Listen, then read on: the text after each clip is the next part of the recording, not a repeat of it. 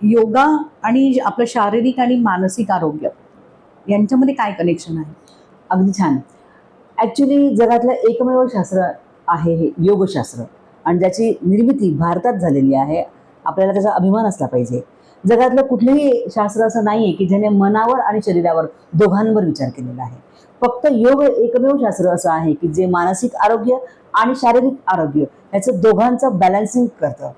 M, नियम, आसन पर्यंत आपण शारीरिक एक्सरसाइजवर फोकस करून शारीरिक आरोग्यावर आपण नियंत्रण ठेवू शकतो.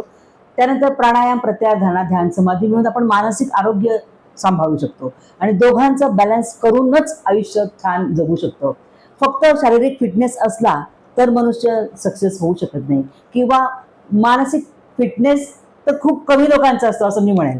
मानसिक फिटनेस हा अतिशय महत्त्वाचा आहे, जो शारीरिक फिटनेसवर सुद्धा मात करू शकतो. म्हणून मनाचं आरोग्य जर तुम्हाला राखायचं असेल तर योगशास्त्राशिवाय पर्याय नाही आणि म्हणून आपल्या भारत सरकार सुद्धा आता यावर खूप छान काम करत आहेत. संपूर्ण व्हिडिओ पाहण्यासाठी ओनली मानिनी चॅनलला जरूर भेट द्या.